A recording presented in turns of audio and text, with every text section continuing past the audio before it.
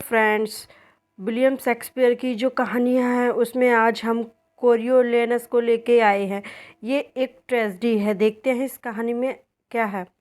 ईसा पूर्व 500 में रोम के लोगों ने राजवंश के अत्याचारों से तंग आकर राजा को देश से निकाल दिया और काफ़ी कोशिश करने के बाद भी राज परिवार वर्चस्व कायम नहीं कर पाया। उस समय रोम के उच्च और निम्न जातियों में वैमनस्य था, जहाँ उच्च जातियाँ निम्न जातियों से घृणा करती थी और उनकी उन्नति में बाधा डालती थी। निम्न जातियाँ इस घृणा से अप्रसन्न होकर उनके विरुद्ध उत्पात किया करती थी। उच्च जातियों को पेट्रिशियन और निम्न को प्लीबियन कहते थे। पहले राजकाज केवल पेट्रिशियन लोगों के हाथ में था। बाद में धीरे धीरे प्लेबियन लोगों को यह अधिकार मिल गया था कि अपने प्रतिनिधि चुने, और निम्न जातियों में से कुछ न्यायाधीश चुने जाते थे जिनका काम निम्न जातियों के अधिकारियों को सुरक्षित रखना था। लड़ाई होने के कारण लोग फसल पैदा नहीं कर सकते थे और अकाल पड़ गया था। अनाज नहीं होने के कारण निम्न जातियों के सामने फकाकशी की नौबत आ गई और वे लोग अन्य से संपन्न पेट्रिशियन लोगों को अपना शत्रु समझने लगे। बहुत से लोगों ने हथियार लेकर नगर में उपद्रव करना शुरू कर दिया। वे जबरन अनाज लूट लेना चाहते थे। वे केयस मार्श और अन्य पेट्रिशियन को बुरा भला कहने लगे। भीड़ में से एक व्यक्ति ने कहा, आगे फिर बढ़ना, पहले मेरी बात सुनो। सब लोग, कहो कहो। पहला आदमी, तुम सब मरने के लिए तैयार हो, पर भूखे रहने के लिए नहीं। सब लोग, हाँ हाँ हाँ। पहला आदमी, तुम जानते हो केयस मार्लस प्रजा का शत्रु है। सब लोग, हाँ, हम लोग जानते हैं। पहला आदमी, उसको मार डालो, काफ़ी अनाज मिल जाएगा। क्यों, ठीक है ना? सब लोग, ठीक है, कहो मत, कर डालो, चलो चलो। इसी समय दूसरे आदमी ने कहा, भद्र पुरुष, एक बात सुन लो। पहला आदमी, हम हर दरिद्र पुरुष हैं। भद्र पुरुष तो पेट्रिशियन ही हैं। अगर वे अपना बच्चा खुचा भी हमें दे दें तो बच जाएं, पर हमारी दरिद्रता ही उनको धनी बना रही है। जिस कारण हम लोग दुखी हैं, उसी कारण वो लोग सुखी हैं। इसीलिए अगर इन मुसीबतों से बचना चाहते तो हमें तलवार का सहारा लेना चाहिए। ये बात भूख से प्रेरित होकर कह रहा हूँ, क्रोध से नहीं कह रहा। दूसरा आदमी, क्या तुम खास तौर पर केएस मार्लस के ही विरुद्ध हो? पहला आदमी, पहले तो उसी के, वह बड़ा मक्कार है। दूसरा आदमी, क्या तुम जानते हो उसने कितने देश की सेवा की है? हाँ, और इसीलिए प्रशंसा करते हैं, मगर उसका अहंकार उसे इस प्रशंसा से वंचित कर देता है। दूसरा आदमी, पक्षपात से मत कहो। पहला आदमी, पक्षपात से नहीं, मैं सच कहता हूँ। जिसे तुम देश सेवा कहते हो वह उसने अपनी माता को प्रसन्न करने और अपने अहम को संतुष्ट करने के लिए की थी। जिस समय केस मार्स के विरुद्ध ये बातें हो रही थी, उसी समय एक युग पुरुष मीनियस अग्रप्पा वहां आ गया। प्रजा उसका आदर करती थी। उसने पूछा, भाइयों, हथियार लेकर कहाँ जा रहे हो? पहला आदमी, राजसभा को भी हमारे विचारों की खबर मिल गई है। हम जो कह रहे हैं उसे करके भी दिखाएंगे। कहा जाता है कि गरीबों की हाय प्रबल होती है। अब सबको पता चल जाएगा कि उनके बाहों में प्रबल होता है। मिनियस अग्रप्पा, दोस्तों, अपने अपने घर लौट जाओ। पहला आदमी, हरगिज नहीं, हम लौटने वालों में नहीं हैं। मिनियस अग्रप्पा, दोस्तों, मैं कह सकता हूँ पेट्रिशियन लोगों को आपकी बहुत चिंता है। अकाल के लिए जिम्मेदार देवगण है, ना कि पेट्रिशियन। इसीलिए हथियार उठाने की जगह ईश्वर से प्रार्थना करो। विपत्ति के कारण तुम विवेक को खो रहे हो। तुम उन राज प्रबंध करने वालों को कोस रहे हो जिसको तुमसे पितृवत स्नेह। पहला आदमी, स्नेह कभी नहीं। उनके गोदाम भरे हैं और हम भूखों मर रहे हैं। ब्याज खाने वालों के अनुकूल नियम बनाए जा रहे हैं। जनहितकारी नियमों को खत्म किया जा रहा है। अगर हम लोग युद्ध से बच गए तो ये लोग हमें खाने के लिए बैठे हैं। मिनियस अग्रप्पा, या तुम लोग पक्षपाती और झूठे हो या मूर्ख। मैं तुम लोगों को एक किस्सा सुनाना चाहता हूँ। पहला आदमी, सुनाइए, मगर एक किस्से से हमारे दुख को कैसे दूर कर पाएंगे? मिनियस अग्रप्पा, एक शरीर के अंगों में झगड़ा हो गया और वो पेट के विरुद्ध हो गए। ये सुस्त पड़ा रहता है और अच्छे भोजन खाता रहता है, हमारे साथ कुछ काम नहीं करता है। हम इसके लिए देखते, सुनते, फिरते, सूंघते, बोलते, पकाते और अन्य काम करते हैं। तब पेट ने कहा। पहला आदमी, पेट ने क्या कहा? मिनियस अग्रप्पा, मैं बता रहा हूँ, उसने इन असंतुष्ट अंगों को जो पेट पर उसी तरह आरोप लगा रहे थे जिस तरह तुम राज्यसभा पर लगा रहे हो, मुस्कुराते हुए जवाब दिया, दोस्तों यह सच है कि सबसे उस भोजन को मैं ही ग्रहण करता हूँ जो आपके जीवन का आधार है, और ये भी सच है कि मैं समस्त शरीर की दुकान हूँ, मगर याद रखिए कि मैं ही भोजन को रक्त बनाकर दिल तक पहुँचाता हूँ, फिर यही भोजन मस्तिष्क में जाता है, सारी धमनियों को मुझसे ही आहार मिलता है। पहला आदमी, ये उत्तर था। भला ये हमारे ऊपर कैसे लागू होता है? मिनियस अग्रप्पा, रोम की राजसभा पेट है और तुम लोग विद्रोही अंग हो। विचार करो तो समझ जाओगे कि जो भी लाभ तुम्हें मिलता है वो राजसभा से ही मिलता है। जिस समय अग्रप्पा अपने तर्कों से विद्रोही को शांत कर रहा था, केएस मार्कस वहां पर आ गया और उत्तेजित होकर कहने लगा, अरे दुष्टो, क्या चाहते हो? तुम्हें ना तो शांति पसंद है ना युद्ध, युद्ध से डरते हो, शांति पर घमंड करते हो, शेर की तरह जब लड़ने की जरूरत पड़ती है तब कीचड़ बन जाते हो। मामला क्या है कि तुम नगर के भिन्न भिन्न स्थानों पर कोलाहल कर रहे हो। मिनियस अग्रप्पा, इनका विचार है कि अमीरों के गोदाम भरे हुए हैं और ये लोग अनाज हासिल करना चाहते हैं। केएस मार्शल, ये लोग राज्यसभा की बारीकियों को कैसे समझ सकते हैं? अमीर लोगों की असलियत का अंदाजा कैसे लगा सकते हैं? अगर पेटिशन लोग दया भाव को छोड़ दें और मुझे आदेश दें, अपनी तलवार से मैं इन लोगों की शंका का समाधान कर सकता हूँ। मिनियस अगर, नहीं नहीं, ये लोग तो अब मान गए हैं, अन्य विद्रोहियों का क्या हुआ? केएस मार्शस, सभी अपने अपने घर लौट चुके हैं। वे कह रहे थे कि हम भूखे हैं, भूख दीवार को तोड़ डालती है, कुत्तों को भी खाना मिलता है। ईश्वर ने केवल अमीरों को ही अनाज नहीं दिया। जब उनके साथ कुछ रियायतें कर दी गई तो वे खुशी के मारे टोपियां उछालने लगे। मिनियस अग्रप्पा, कैसी रियायत? केस मार्कस, उनको शांत करने के लिए 50 प्रतिनिधियों को चुनने का अधिकार दे दिया गया। एक जूनियस ब्रूटस, दूसरा सिसिनियस बिल्जट, और मैं भूल गया। उसी समय एक दूत ने आकर बताया कि बोल्सी लोग रोम पर हमला करने की तैयारी कर रहे थे। बोल्सिया रोम के उत्तर में एक देश था जिसके साथ रोम वालों की हमेशा लड़ाई रहती थी। बोल्सी लोगों में ट्रेलस अफिडियस नामक एक प्रसिद्ध सेनापति था जिसकी वीरता से रोमवासी भी घबराते थे, और केएस मार्स के सिवा और कोई व्यक्ति ऐसा नहीं था जो इस भयानक शत्रु का मुकाबला कर पाता। अंत में राजसभा ने यह निश्चय किया कि केएस मार्स की मिनियस और टाइलस लार्स एक बड़ी सेना लेकर शत्रु का सामना करेंगे। उधर बोल्सियस में अफिडियस को रोम वालों की तैयारियों की खबर लग गई और वे चौकन्ने हो गए। अफिडियस सेना लेकर मुकाबला करने के लिए आगे बढ़ा और अन्य बोल्सी लोग कोरियोलिस नामक दुर्ग की रक्षा करने में जुट गए। केएस मार्स एक साहसी माता का पुत्र था। उस समय रोम की स्त्रियां बड़ी निर्भय हुआ करती थी और उनके पुत्र युद्ध संधि कौशलों को माता की गोद में ही सीखना शुरू कर देते थे। केएस मार्स की माता वोल्सिनिया घर में बहू बर्जिलिया के कपड़े सिलाई कर रही थी। मार्स युद्ध लड़ने गया था और बर्जिलिया उदास दिखाई दे रही थी। वोल्सिनिया ने बहू से कहा, बेटी, तुम्हारा पति युद्ध लड़ने के लिए गया है, तुम्हें तो प्रसन्न होना चाहिए। अगर मेरा पुत्र पति होता तो मैं उसकी ऐसी अनुपस्थिति को, जिसमें उसे यश मिले, ऐसी उपस्थिति में बेहतर समझती जिसमें वह मुझसे अधिक प्रेम प्रकट कर सकता था।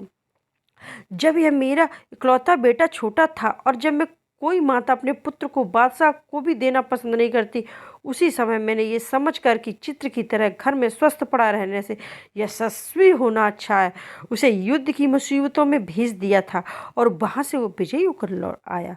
बर्जिलिया, अगर युद्ध में वो मर जाता तो? बोल्सनिया, तो वह यशस्वी होता।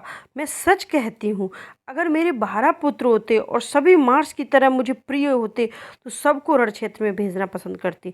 बर्जिलिया ने वियोग से पीड़ित होकर कहा, माँ जी, मुझे यहाँ से उठने की अनुमति दीजिए। बोल्सनिया, नहीं नहीं, मैं अपने मानसिक नेत्रों से तुम्हारे पति को रण क्षेत्र में लड़ते हुए देख रही हूँ। वो माथे से खून की बूंदें पोंछ रहा है। बर्जिलिया, खून? हे ईश्वर! बोल्सनिया, वीर के माथे पर खून की शोभा ही देता है। उसी समय बर्जिलिया की सहेली बिलेरिया आ गई। बिलेरिया, तुम्हारा छोटा बच्चा कैसा है? बर्जिलिया, अच्छा है, ईश्वर की दया है। बोल्सनिया, ईश्वर करे वो अभी युद्ध विद्या में पारंगत बने। बलेरिया, वह वीर पिता की संतान है। मैंने उसे पिछले बुधवार को देखा तो वह बहुत बड़ा सुंदर और बहादुर लग रहा था। वह एक मक्खी के पीछे दौड़ा और जब मक्खी उसके हाथ न लगी तो वो गुस्से से तमतमाने लगा। बोल्सिनिया बचपन में उसका पिता भी ऐसा ही किया करता था।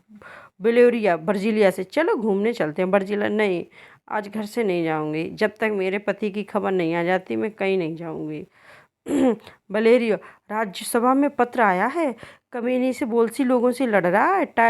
टाइटस लार्स और तुम्हारे पति कोर्लियो के पास उसे जीतने की कोशिश कर रहे हैं। केस मार्स और टाइटस लार्स कई दिनों तक कोर्लियो पर विजय हासिल करने की कोशिश कर रहे हैं।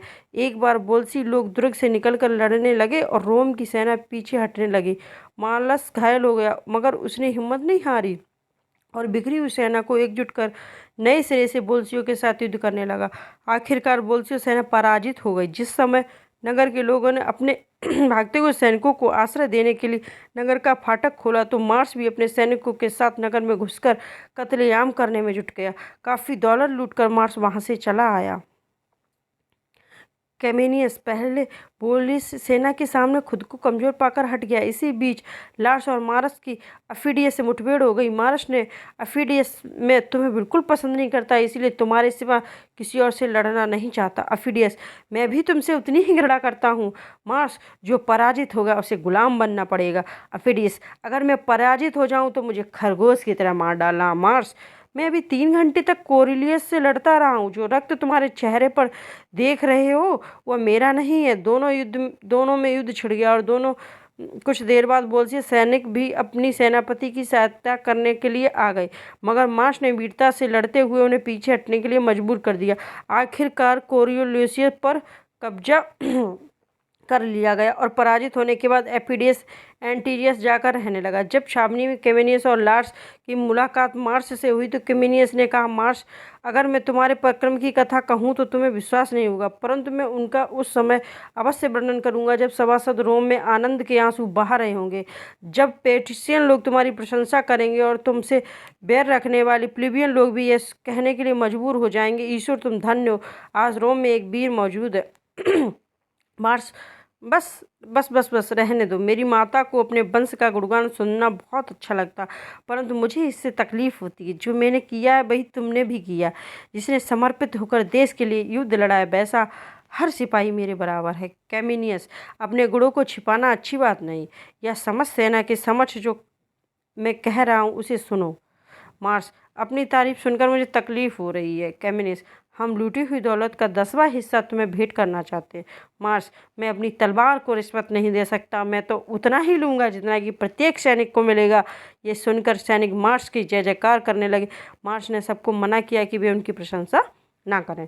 कैमिनियस, यह तो तुम्हारा बड़प्पन है, आज तुम्हें विजय की माला पहनाई जाएगी।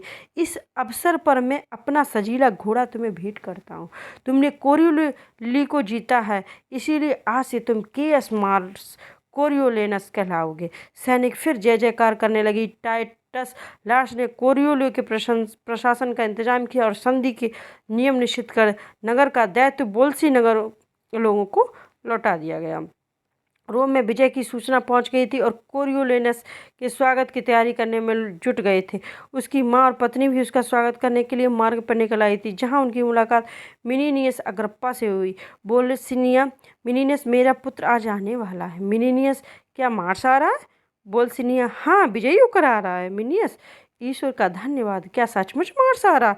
बोल्सिनिया और वर्जिलिया, हाँ, सचमुच। बोल्सिनिया, देखिए, यह पत्र मेरे पास आया है, एक पत्र राज्यसभा में आया है, एक मेरी बहू के पास आया है, शायद आपके नाम से भी आया है। मिनिनियस, मेरे नाम से? बहुत खुशी की बात है। क्या वो जख्मी हुआ है?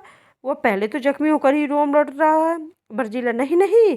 बोल्सिनिया, वह जख्मी हुआ है और मुझे इस बात पर गर्व है। मिनिनियस, उसे जख्म ही शोभा देते हैं। बोल्सिनिया, वह विजयी होकर तीसरी बार रोम लौट रहा है। मिनिनियस, क्या उसने अफिडियस को पराजित कर दिया? बोल्सिनिया, मार्स ने कहा कि दोनों के बीच युद्ध हुआ और अफिडियस भाग गया।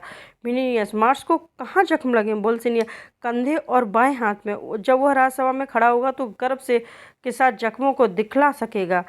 टर्किन लोगों ने लड़ते हुए उसे 7 जख्म लगे थे। मिनियस, एक गर्दन पर 2 जांघ पर मैंने कुल 9 जख्म देखे हैं। बोल्सिनिया, पहले युद्ध में से 25 जख्म लगे थे। जब इस तरह से बोल्सिनिया अपने पत्र के जख्मों का वर्णन कर रही थी, उसकी वीरता की चर्चा करते हुए खुश हो रही थी, उसी समय कोरियोलेनस वहां आ गया और लोग उसकी जय जयकार करने लगे। कोरियोलेनस ने माता के चरण स्पर्श करते हुए कहा, मां, मैं जानता हूँ आपने ईश्वर से मेरी विजय की प्रार्थना की है। बोल्सिनिया, मुझे तुम पर गर्व है बेटे, देखो तुम्हारी पत्नी भी खड़ी है। कोरियोलेनस, प्रिय, मेरी विजय पर क्यों रोती हो? उसी समय एक दूत ने आकर कहा कि आप सभी को दरबार में चलना चाहिए। वह मार्स को काउंसिल के श्रेष्ठ पद पर नियुक्त करने की तैयारियां चल रही हैं। काउंसिल ही राज प्रबंध का कार्य करता था। दरबार में मार्स को काउंसिल चुनने की औपचारिकता पूरी की गई। मिनियस ने कहा, समय आ गया है कि हम लोग कोरियोलेनस के पराक्रमों का वर्णन सुने। सभासद किमिनस, इस वीर पुरुष के पराक्रम के बारे में हमें बताइए।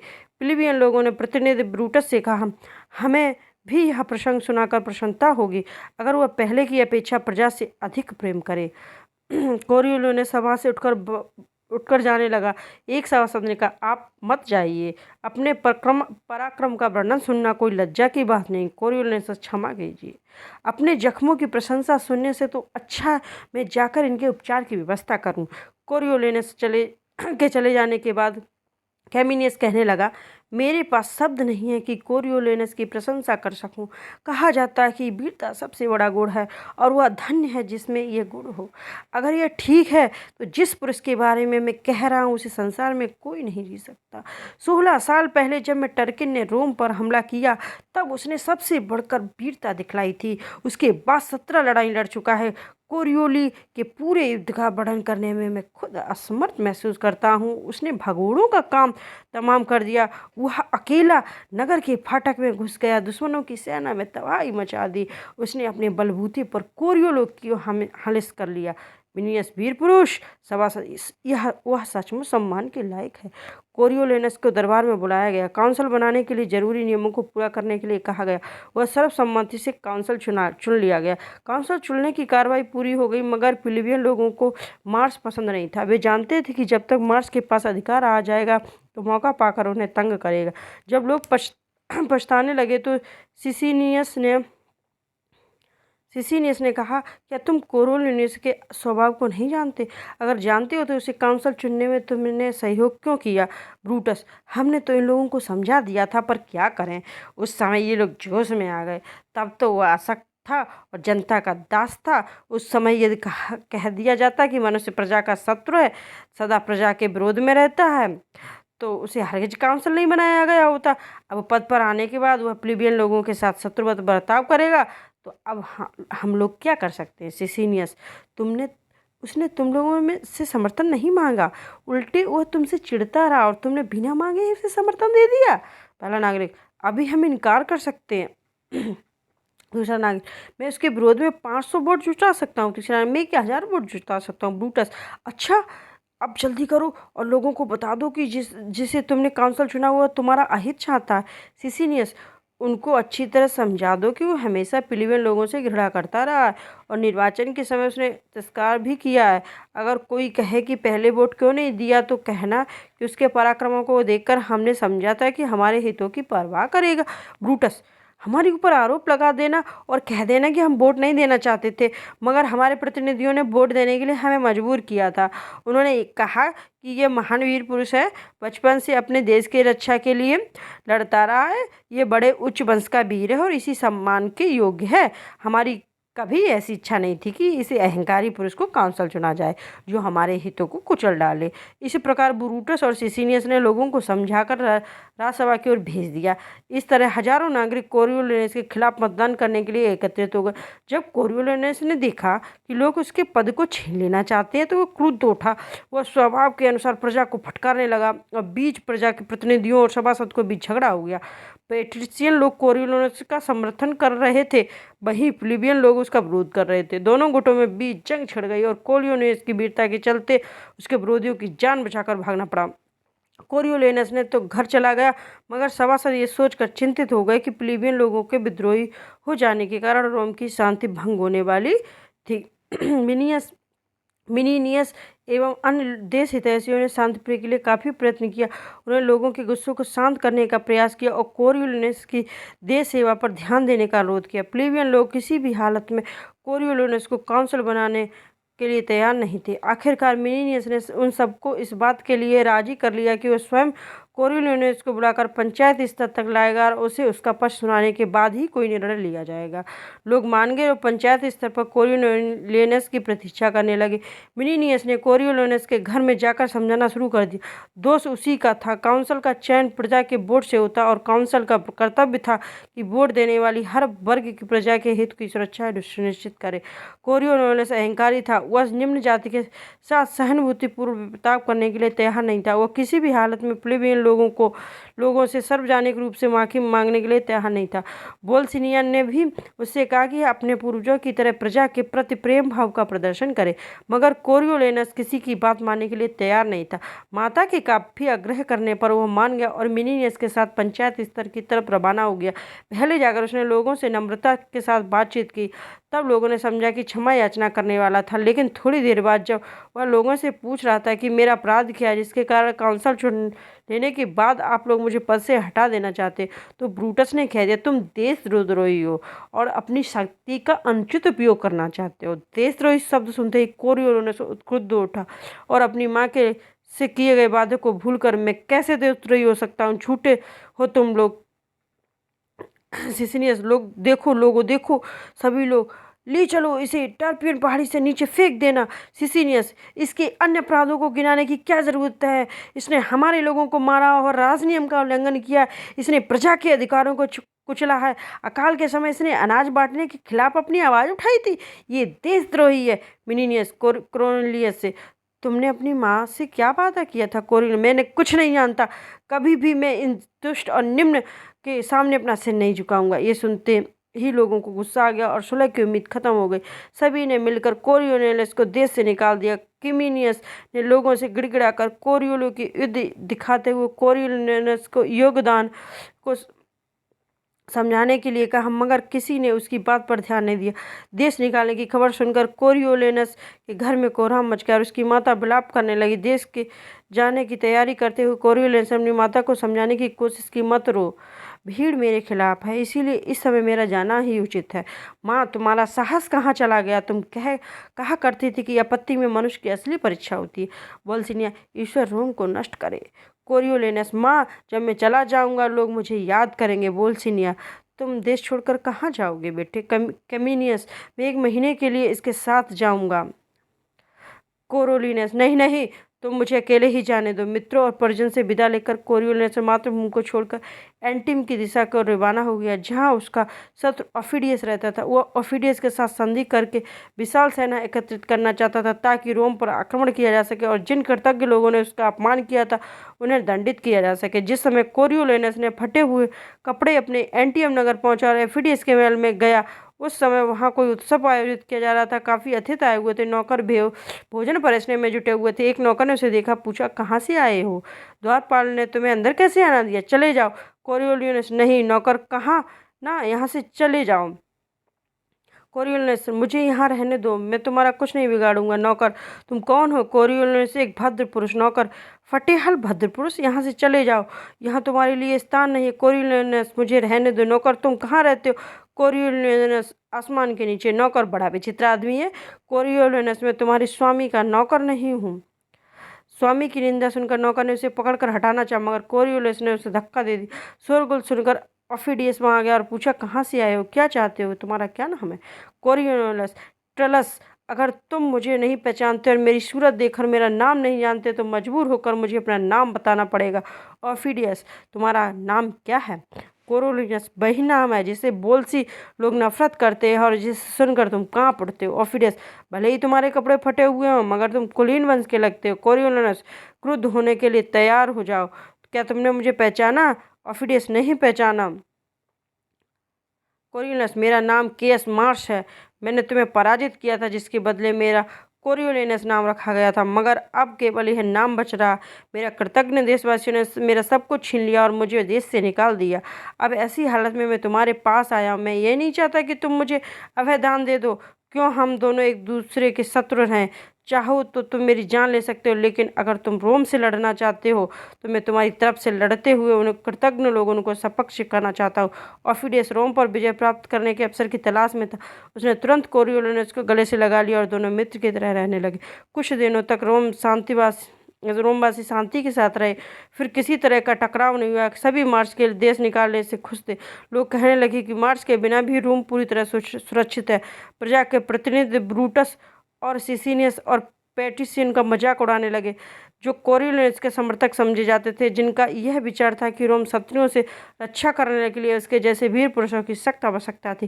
कई लोग कोरियोलिनस के वापस स्वदेश बुलाने के पक्ष में थे, मगर प्लीबियन लोग ऐसे लोगों की खिल्ली उड़ाया करते थे। मगर अमन चैन का माहौल अधिक दिनों तक नहीं रहा। एक दिन खबर मिली कि बोल्सी सेना रोम पर हमला करने वाली थी। यह खबर सुनकर लोग घबरा उठे, क्योंकि अब रोम में कोई ऐसा भी नहीं था जो अफिडेस का मुकाबला कर सकता था। जब लोगों को पता चला कि कोरियोलिनस बोल्सी सेना का सेनापति बनकर आ रहा तो उनकी घबराहट और भी बढ़ गई। मिनिनियस अग्रिप्पा बोला, अगर यह वीर पुरुष दया नहीं करेगा तो हम अवश्य नष्ट हो जाएंगे। कमिनियस ने कहा, उसने प्रार्थना कौन करे? सभासद किस मुंह से बात कर सकते हैं? प्लीबियन लोग दया के अधिकारी हैं। जिसकी आशा भेड़िया गडेरिया से कर सकता है, उसके मित्र भी कैसे कह सकते कि रोम पर दया करो, क्योंकि उन्होंने भी उसके साथ शत्रुओं के समान व्यवहार किया था। मिनिनियस, ये तो सच है। अगर वह मसाल लेकर मेरा घर जलाने लगे तो भी मुझे ये कहने का साहस नहीं हो सकता कि कृपया क्षमा कीजिए ब्रूटस से। ये तुम्हारे ही कर्मों का फल है। कैमिनियस, हाँ, तुम्हारे कर्मों से रोम पर घोर विपत्ति आई है। ब्रूटस और सिसिन, हमने क्या किया? मिनिनियस, हम लोग उसे चाहते थे। हाँ, इतना हमारा अपराध है कि तुम्हारे बहकावे में आ गए। युद्ध छिड़ गया और रोम की सेना बुरी तरह पराजित होगी। कोरियोलिनस ने अफिडियस ने रोम को पूरी तरह आबादी सहज जला देने का हुक्म दिया। चारों तरफ हाहाकार मच गया। कैमिनियस ने आकर कोरियोलिनस से दया की याचना की तो उसने जवाब दिया, हम कुछ नहीं जानते। जब तक समूचा रोम जल नहीं जाता तब तक हम किसी को नहीं पहचानेंगे। जब कैमिनियस निराश होकर लौट गया तब नगरवासियों ने वृद्ध मिनिनियस से अनुरोध किया, आप जाकर उसे समझाइए। मार्स आपको पिता के समान मानता रहा, वह आपकी बात अवश्य मानेंगे। मिनिनियस को बिल्कुल उम्मीद नहीं थी कि कोरियोलिनस रोमवासियों को माफ़ कर देने के लिए तैयार हो जाएगा। इसके बावजूद नगरवासियों के दबाव में उससे मिलने के लिए गया। उसने कोरियोलिनस से कहा, बेटे, तुम हमें जलाकर राख करना चाहते हो और मैं अपने आंसुओं से प्रतिशोध की इस आग को बुझाना चाहता हूँ। मैं कभी तुम्हारे पास नहीं आता अगर मुझे यकीन हो चुका है कि तुम मेरे सिवा किसी की बात नहीं मानोगे। ईश्वर तुम्हारे क्रोध को शांत करे। कोरियोलिनस, चले जाओ, मैं तुम्हें नहीं पहचानता। मैं अपनी माँ, पत्नी, पुत्र को भी नहीं पहचानता। इस समय मैं दूसरे का काम कर रहा हूँ। मैं वही करूँगा जो बोल्सी लोगों के हित में होगा। मिनिनियस के निराश होकर लौटने के बाद मार्च की माता, पत्नी और पुत्र उसके पास आए। कोरियोलिनस ने माँ का चरण स्पर्श करते हुए कहा, आप मुझे क्षमा कीजिए और मुझसे चाहे जो कहिए, पर रोम पर दया करने का अनुरोध मत कीजिए, क्योंकि मैंने शपथ खाई है, जो आदेश दे चुका हूँ उसका पालन करवा कर रहूँगा। उसकी माँ कहने लगी, अगर आज तुमने मेरी बात नहीं मानी तो भविष्य में तुम्हारा नाम बड़े अपमान के साथ लिया जाएगा।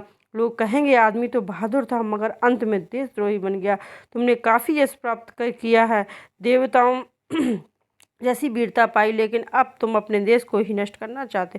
बहू की तरफ देखकर, बहू, तुम बताओ, क्या यह तुम्हारी परवाह करता है? पोते की तरफ देखकर, तुम अपने पिता से कहो, शायद तुम्हारी भोली आवाज़ सुनकर इसका कलेजा पिघल जाए। अपनी माता का सभी कहना मानते हैं, मगर ये रो रही है और चुपचाप सुन रहा है। बोलो बेटा, क्या मैं कोई अनुचित बात कह रही हूँ? अपनी माँ की ऐसी बात सुनकर कोरियोलिनस का कलेजा पिघल गया और उसकी आंखों से आंसू बहने लगे। माता से लिपट कर वो कहने लगा, माँ, माँ, तुमने क्या किया? आकाश के द्वार खुल गए। देखो, देवगढ़ इस अनहोने दृश्य को देखकर मुस्कुरा रहे हैं। माँ, तुमने रोम को विजयी बना दिया, परंतु अपने पुत्र के लिए अच्छा नहीं किया। यह कहकर कोरियोलिनस ने रोम को माफ़ कर दिया और बोल्सी सेना के साथ एंटियम चला गया। रोम में इस बात को लेकर खुशी मनाई गई। सभी नगरवासी कोरियोलिनस की माता के प्रति कृतज्ञता व्यक्त करने लगे, मगर कोरियोलिनस के इस फैसले से बोल्सी लोगों को नाराजी हुई। एफिडियस मन ही मन कोरियोलिनस से ईर्ष्या करता था, जो कि महान वीर होने के कारण कोरियोलिनस के प्रति सैनिकों के मन में अधिक सम्मान का भाव नजर आता था। इसीलिए एंटियम लौटकर एफिडियस ने साजिश रचकर कोरियोलिनस को मरवा दिया। ये कहानी यहीं तक थी। मिलते हैं नेक्स्ट कहानी में, तब तक के लिए बाय बाय। वीडियो अच्छा लगे तो प्लीज़ वीडियो को लाइक कीजिए, चैनल को सब्सक्राइब कीजिए। मिलते हैं नेक्स्ट वीडियो में।